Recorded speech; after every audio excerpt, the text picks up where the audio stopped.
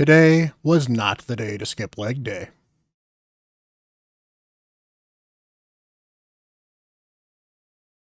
Hello everyone, Bront CatHerder here. We're having some fun talking Raid Shadow Legends, and we're here with Trunda, who does not skip leg day, and you shouldn't either. Well, seriously, she is known as one of the beasts of Hydra. She is known for killing Hydra, specifically because of the way her A2 works here. She attacks one enemy, and then all enemies with a second hit, dealing 60% of the damage inflicted from the first hit. The reason that this is so good is because that 60% damage can crit again, so you can again get additional multipliers to get more damage. Plus, if you hit a decapitated head, you get the triple damage multiplier. You then get that 60% of it, then you crit off of that, and it ends up bringing particularly nuts damage. So the idea of a Trunda team is to make sure that this skill is never off cooldown, so that you can constantly be using it again and again and again. So the traditional team is a double Yumiko team. You can certainly also use things like a Nia instead of a Yumiko. I'm going to be using one of the Nias in my team. So let's go take a look at how my Trunda is built for this, and I'm going to run a Trunda team for the first time all the way through. Now, disclaimer, I have run one through on hard. I got to about 500 million damage and stopped. It took me an hour and a half, and I was generally happy with the damage, but we weren't climbing in Hydra Clash at the time. I'm going to try on normal because I then tested it out on normal, and I got pretty far on normal at a much smaller time because she can kill the heads faster, they stay dead longer, so she can get some of those really, really big hits against normal. So we're going to test this against normal, which, to be fair, against hard, you get the double multiplier. But normal, if we're doing more than double damage, normal's worth it from the well. We'll see how much damage does. We'll see how long it takes me to manual these teams, because these teams generally need to be manual, because you do need to oversee them to some extent. And we'll talk about how I built my team, whether or not it's the best team out there at all, and just kind of examine it from a perspective of folks that are interested in how do some of these people get the billions of damage with these Trundas. My Trunda is not going to be ultra endgame, but she is definitely going to be an endgame Trunda. So let's go take a look. All right, so Hydra bonuses in tow. My Trunda's got about 8,400 attack, 282 crit damage, 16% ignore defense as well, added on top of everything else, which is great. She is overall built pretty well. 224 speed is nice as well. Wouldn't mind a little faster, but you know, you got to deal with what you got to deal with. She, however, is in 7-piece Merciless, which gives her a bunch of extra speed, 35% ignore, and a 30% chance to decrease the random skill cooldown by 1 turn when dealing damage, which is something you're going to see a lot of in this. And then on top of that, she also has 2 refresh accessories here, which give me a 5% chance to prevent the skill cooldown. So we've got a crit damage Merciless here, attack here. I could certainly work on the ascensions on some of these things. In fact, I probably should. Overall, though, we are in great shape with all of these pieces. They've generally got the ascensions we need. In a couple of cases, they don't. I just need to re-roll them. But good stats. And the set definitely does matter because you want an ignore defense set. So if I couldn't do this, I would do something like lethal with cruel if I possibly could, or instinct with cruel if I needed the extra speed. You really want to aim for about 200 to 250 speed. I'm doing a single Trunda team, so speed is a little more important. If you're doing a double Trunda team, you can certainly lean into the extra damage and drop the speeds just a little bit. But let's go see the team that I'm building to enable Trunda. All right, so we shouldn't be putting this on full auto because there's a lot of things to consider when you're running this, but I've got the general ideas of what you're doing if you decide you want to try a Trunda team on full auto. In general, you will get a lot more damage if you're going to manually Trunda team. Some people just like a full auto team, however, so we'll set some of these things up. So Trunda, you want in the lead. If she is not in the lead, the Nia teams will not work on full auto. If she is not in the lead, you will have to manual Nia because Nia will do a reset skill on Trunda. So we'll talk about that when we get to her. But again, this is all about Cloak of Ages, so you want to put that as the high priority. If you end up having to do a couple of Forge Rhythms, you end up having to do a couple of Forge Rhythms. Her A1's not bad either, especially if you need to make sure you hit one particular champion. But overall, we're looking for the Cloak of Ages. Yumiko, we are looking for Yumiko's Dance of Time, so we're going to make sure that is set to first. She will generally always default to that anyway, so it's not a big deal. She's got the Hex on here, so occasionally she'll be throwing Hex out there as well, which can be very helpful. We do have Hex on other champions here as well, but we'll get into that. But this Dance of Time here, reset all ally skills by 3 turns and decrease the cooldown of enemy skills by 3 turns is what we are dealing with. Um, does not affect her specifically, but she is affected by other champions that affect this. So that is worth noting as well. So she will not get her Destiny Mirror back if she does her Dance of Time. Lady Mikage, we do not want her to metamorph because what we really, really want her to do is focus on this Imperial Dance. Imperial Dance will give increased attack and increased crit damage to everybody. The increased crit damage is the more important buff from this, but increased attack is certainly nice. That will help give Trunda a ton of extra damage. So in addition to that, this also means that the A1s will hit very well.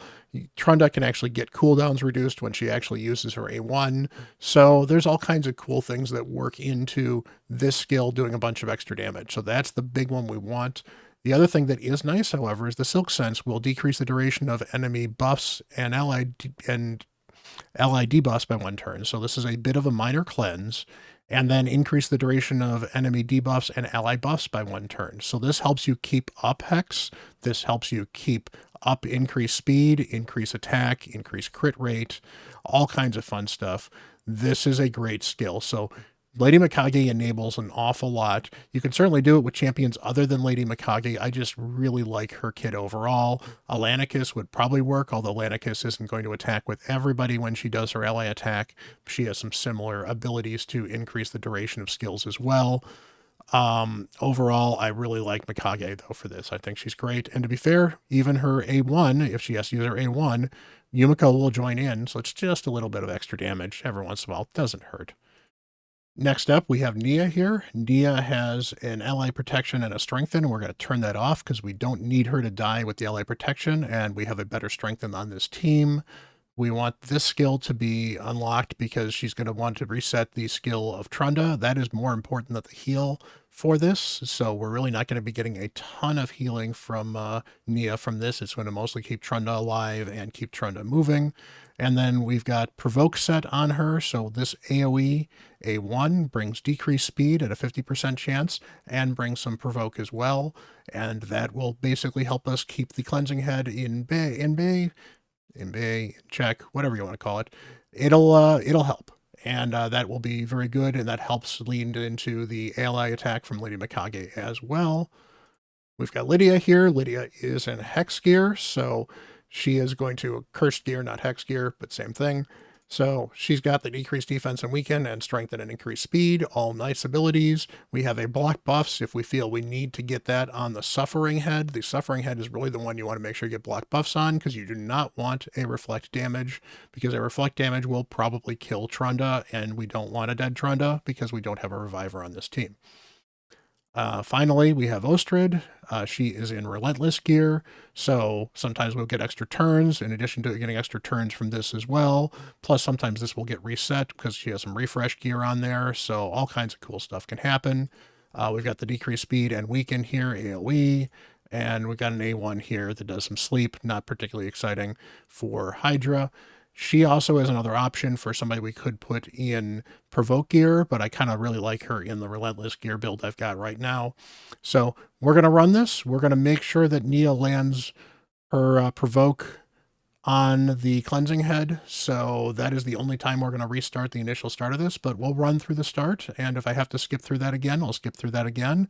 We'll get this going a little bit, and then we'll cut in with a couple of high Trunda damages, and then I'll show you the results. So let's get to Hydra. All right, we are going to start off with the ally attack, and it doesn't really matter which head we ally attack directly. We do not have a fear head counter on this particular team, but that's really fine. We do not need to use the reset skills to start with, so let's see if we can get Hex on this head. We can. That is awesome. All right. So we've got all the speed, we've got the increased defense, decreased defense, and the weakens going out there. We are in great shape. Get those provokes out there. We do have the provoke already, so we are not going to have to redo this at all. So let's just start off hitting that with Trunda and look at all that death we just did. That is pretty amazing, and we haven't even gotten started yet. So, we're already at turn count 0, and we're at 4 million. We'll reset Trunda here. Decrease defense and weaken if we can get it out. Looks like we can't because of the fear, but that's fine. We got some weaken. We don't need to reset anything yet for Trunda. We are going to ally attack, and I think we're actually going to ally attack that head, so we get all the heads down. That is great. Trunda, we want to hit a head with weaken, so we're going to hit this head here. Not ideal, but look at that. We're just at 40 million already. So that should let you know the power of this Trunda team. We're going to see if we can get back around to getting decreased defense on some of these champions. It doesn't look like it. But we are doing really well so far. Going to reset Trunda again. And this is where this team is just kind of gross. So get some Hex out there. Trunda doesn't quite have this back, so we're just going to have to do a regular AoE attack. Still hits pretty hard. See if we can get some more Hex out there with Lydia. Doesn't look like it so far. Boost the team. Get more weakens out there. That is great. Decrease speed. There's the decreased defense. Awesome. And Trunda should be up in just a moment, and she should have her stuff off cooldown. So, let's just see how gross this is. We're at 47 million damage right now. Everyone's got decreased defense and weaken. She's got increased crit damage, increased attack. So this should be pretty much our cap where we're going to hit with this. And we did almost 50 million in one hit. Wow. So I'm going to go ahead and run this the rest of the way through. We're already ramped up to where we're doing a ton of damage. We should have a reset from Yumiko coming really quickly. So let's keep going, and we'll check in back in when we're done with this run. Okay, I just wanted to stop in about half an hour into the run. We just crossed the 500 million damage marker. I was just below that, and Trunda just killed a bunch of stuff, and now we're at 525. So 69 turns in. Nice. And we're doing really well. So this has been great. I don't know where I am with the total number of turns. I do know that Trunda just was eaten and recovered fairly quickly because there's enough damage on this stuff, and we're talking normal. So I've got people that are hitting hard enough that's not a problem. And we're just going to keep on going here, and I will come back to you guys and show you what the results are. Just want to check in again. We're 55 minutes in approximately, and we've already broken the 1 billion mark, so this is going quite well. Again, there's no multiplier in this because this is normal, but we'll keep on going and see how long this goes. Hopefully this will end sometime today, but we're doing well so far. One more checkpoint to stop in. We just passed the 1,000 turn count, so I was not quite paying attention, so we got a little bit past it. But we're at 1.2 billion, 1.3 billion almost. So if you want to make a comment down below, predict how much I'm going to get to at the end using that. I mean, obviously you can do some math, and that might be pretty similar, but there's been some RNG involved. So see how close you can get, and we'll check in because we're almost done. Alrighty. 1.92 billion. Appropriately, this ended on a Trunda hit, and we have some pretty impressive numbers here. In fact, let me hide myself a minute, so give me a second. Boom, there we go. Trunda with 1.45 billion of that. Lydia with a ton of it as well. Lydia does have crit rate and crit damage, but honestly, a lot of that I'm sure is the hex that she's got. Yumiko with a surprising amount of damage, but she also has some hex that she's getting out there. And overall, that is an awful lot of damage. And it took me an hour and 40 minutes. Now, to be fair, I did actually take a break or two, so it was probably closer to about an hour and 20. That was an awful lot of time for almost 2 billion in damage on normal. And of course, since there's no multiplier, this is going to basically be where we're going to be. So is a Trunda team worth it? I don't know. It probably depends on how well your Hydra Clash teams are worth, whether or not you have the gear and the champions able to do it. And it does, of course, prevent you from using these champions in other scenarios with Hydra. And some of these champions may actually help you do a good amount in, you know, Brutal or Nightmare, and you might actually be able to outdo the 2 billion damage. It really will depend on where your account is. I'm probably going to keep this. This is actually definitely my best run, and it's a lot of damage, so I think it's kind of cool. But hopefully this gave you a little bit of insight into some of these Trunda teams. When people talk about Trunda doing a ton of damage, this is what we're talking about.